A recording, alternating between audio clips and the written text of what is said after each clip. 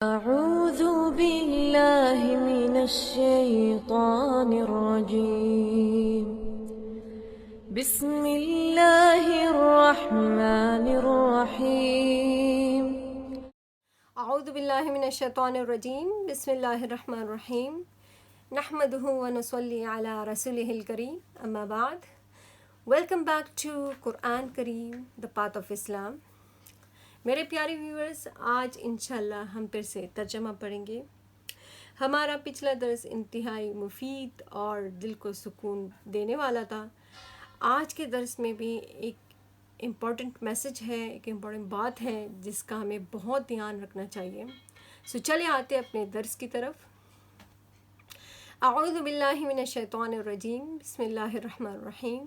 یا ایہا الذین آمنوا، اے لوگو جو ایمان لائے ہو، کتب علیکم، فرض کیا گیا تم پہ، القصاص، قصاص یعنی کہ برابری کرنا، فی القتل، مقتولوں میں.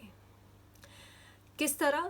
الحر بالحر، آزاد کے بدلے میں، والعبد بالعبد، اور غلام کے بدلے میں، والانثى بالانثى، اور عورت کے بدلے میں. فمن عفی لہ، پر جو شخص کے درگزر کرے وہ اس میں سے، من اخیہ، اپنے بھائی کو، شیئن، کچھ، فاتباع بالمعروف، بس پیروی کرنا ہے معروف طریقے کے ساتھ، واداء، اور ادا کرنا ہے، الیہ، اس کی طرف، باحسان، احسان سے، یعنی نیکی کے طریقے سے. ذالک تخفیف من ربکم، یہ آسانی ہے تمہارے رب کی طرف سے، ورحمہ، اور رحمت ہے. فمن اعتدی، پر جو شخص کے زیادتی کرے وہ، بعد ذالک، اس کے بعد بھی، فلہ، پس اس کے لیے ہے، عذاب علیم، دردناک عذاب. اچھا، کیا آرڈر ہے ساتھ میں؟ یا ایہا الذین آمنوا کتب علیکم القصاص فی القتلی، اے لوگو جو ایمان لائے ہو، تم پہ قصاص فرض مقتولوں میں. قصاص کا کیا مطلب؟ اگر کوئی کسی کا قتل کرے تو اس کے بدلے میں اسی بندے کو قتل کیا جا سکتا ہے جس نے یہ قتل کیا ہو. الحر بالحر، والعبد بالعبد، والانثى بالانثى، آزاد کے بدلے آزاد، غلام کے بدلے غلام، عورت کے بدلے عورت. اچھا، پہلے جاہلیت کے دور میں یہ طریقہ تھا کہ اگر کوئی شریف النسب اعلیٰ خاندان کا بندہ تھا، اگر وہ کسی کمتر خاندان کے بندے کو قتل کرتا تھا تو پھر بدلے میں اپنے غلام کو پیش کرتا تھا، یعنی اس کے بدلے میں اپنا غلام دیتا تھا کہ اس غلام کو قتل کیا جائے. اور پھر ایسے لوگ بھی تھے جو کہ اونچے خاندانوں والا، اگر کوئی غلام کسی آزاد آدمی کو قتل کرتا تو پھر کیا کیا جاتا کہ وہ کسی اور غریب فیملی میں سے کسی کو اٹھا کے اس کے بدلے میں دیتا تھا. مطلب جو پیسے والے، عہدے والے لوگ تھے، وہ ان سے اگر کوئی قتل ہو جاتا تو بدلے میں کسی نوکر چاکر کو پیش کرتے، اور ایون اگر ان کے نوکر سے بھی کوئی مسٹیک ہو جاتی تو بھی وہ کسی نہ کسی طرح لین دین کر کے بات کو رفع دفع کر دیتے. تو یہاں پہ اس آیت میں اللہ تعالیٰ نے کہہ دیا کہ اب یہ نہیں رہا، آپ جو قتل کرے گا بدلے میں وہی بندہ قتل کیا جائے گا. یہ نہیں کہ اگر کوئی اعلیٰ خاندان کا ہے، اعلیٰ منصب کا ہے، اس سے کوئی قتل ہوا تو بدلے میں غلام کو پیش کرے. کیوں غلام کو پیش کرے؟ غلام کی تو خطا نہیں تھی نا، خطا تو اس بندے کی اپنی تھی. پھر اللہ تعالیٰ فرماتا ہے کہ پھر بھی اگر جس کو آپ نے قتل کیا ہے اس کے فیملی والے، اس کے خاندان والے معاف کر دیں تو پھر یہ بھی احسان ہے. یہ اللہ تعالیٰ کی طرف سے آپ کو آسانی ہے کہ پھر آپ یہ بات کو، مطلب قتل کا مقدمہ جو ہے وہ رفع ہو سکتا ہے.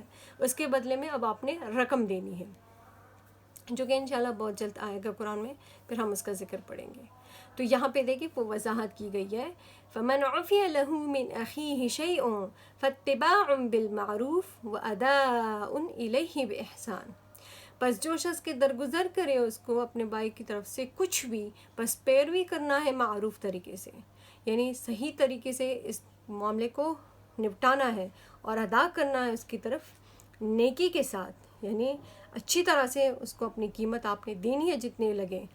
ذالک تخفیف من ربکم ورحمہ، یاد رہیں کہ یہ آسانی بھی تمہارے رب کی طرف سے ہے، یہ اللہ کی رحمت ہے. کیونکہ اگر یہ آرڈر نہ آتا، قتل کے بدلے قتل ہی ہوتا، تو پھر پیسوں سے کوئی کام نہیں چلتا۔ فمن اعتدی بعد ذلک فلہ عذاب علیم، اس کے باوجود اگر کوئی زیادتی کرتا ہے، یاد رہے کہ پھر ایسا بندہ دردناک عذاب کا مستحق ہوگا۔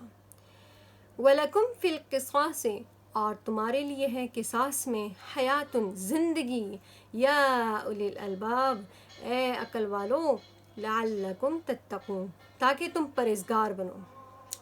اللہ کتنی بڑی بات کر رہا ہے کہ یاد رہے کہ میری طرف سے جو قصاص کا حکم ہوا ہے یہ تمہارے لیے زندگی بخش ہے، اس کے ذریعے سے تمہاری زندگی آسان ہو گئی ہے عقل والو، تاکہ تم ڈرو، اللہ کا خوف دل میں پیدا کرو۔